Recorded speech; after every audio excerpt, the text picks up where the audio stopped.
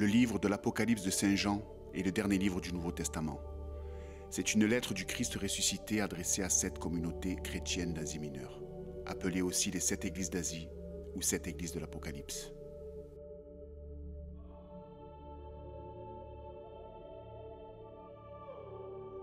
Dans la tradition chrétienne, le livre de l'Apocalypse fut rédigé par Jean, l'apôtre et disciple de Jésus, au cours du 1er siècle sur l'île de Patmos. De multiples études sur le vocabulaire employé, les thèmes et idéologies évoquées semblent corroborer son identité. Jean fut exilé sur l'île de Patmos par les Romains en tant que prisonnier politique. Il y prêcha et baptisa de nombreux habitants devenus croyants. C'est dans la grotte où il trouvait refuge pour méditer et prier qu'il reçut la vision, une prophétie dictée par le Christ et destinée à 7 églises d'Asie mineure.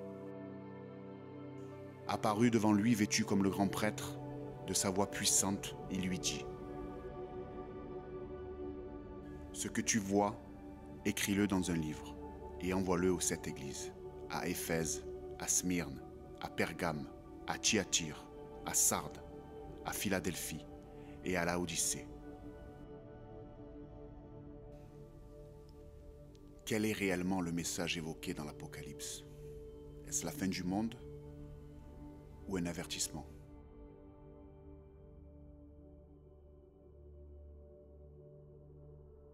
Au 1er siècle de notre ère, Éphèse était considérée comme la plus grande métropole d'Asie mineure.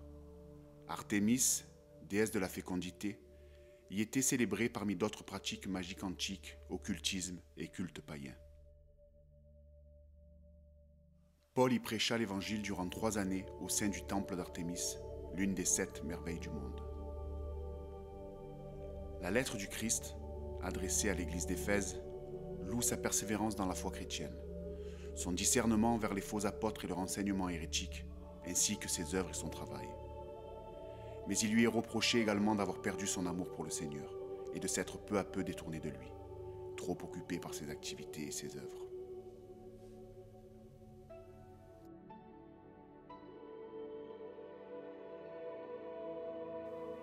Smyrne était une ville portuaire. Elle bénéficiait d'une grande puissance économique, mais également politique. Elle était un important pôle d'échange commercial. La lettre à Smyrne est une mise en garde face aux temps difficiles auxquels devra faire face son Église et qui mettront sa foi à rude épreuve. En effet, dans ces premiers temps de scission entre Juifs qui choisissent de suivre le Christ et ceux qui ne le suivent pas, les chrétiens subissent de terribles persécutions. Après s'être séparés du judaïsme, ils n'étaient plus couverts par le consensus entre Rome et les Juifs qui leur permettrait de ne pas vénérer l'empereur en échange de sacrifices en faveur de la santé de celui-ci. La communauté chrétienne ne pouvait se résoudre à renier le Christ au profit de l'empereur, ce qui entraîna de cruelles persécutions. Malgré ses souffrances, Jésus encourage l'église de Smyrne à garder la foi et à lui rester fidèle jusqu'à la mort, et lui promet victoire et justice dans l'éternité.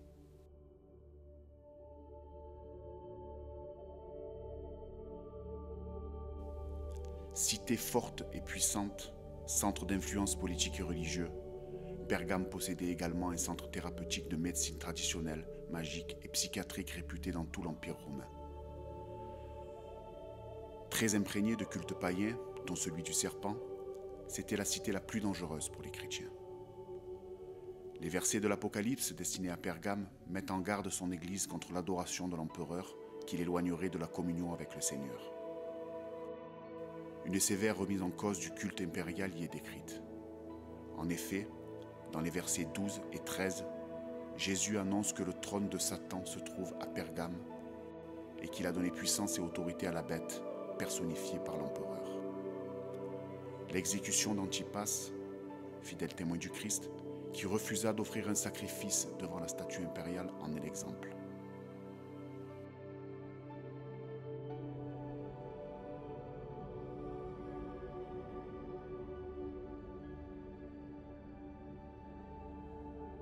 Carrefour très important reliant Pergame, Smyrne, Sardes et Constantinople, c'était un centre commercial réputé pour ses textiles, son travail de la céramique, du bronze et du cuir, mais également pour le commerce d'esclaves.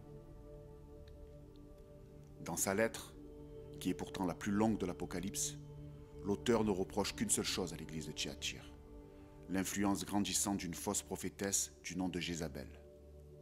Elle pourrait être une prostituée qui, par ses enseignements, crée une division au sein même de l'église, quand une partie se détourne de la foi et se laisse porter par la luxure et l'immortalité, bien loin des mœurs sexuelles décrites par le message du Christ.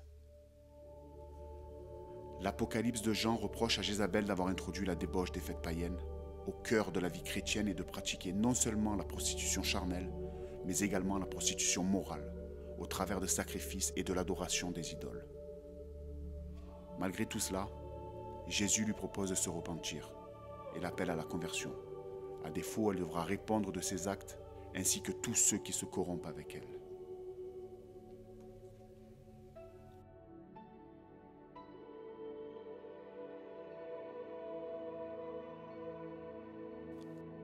N'hésitez pas à nous dire en commentaire votre interprétation de l'Apocalypse. Pensez à vous abonner et n'oubliez pas d'activer les notifications pour ne surtout pas manquer la partie 2.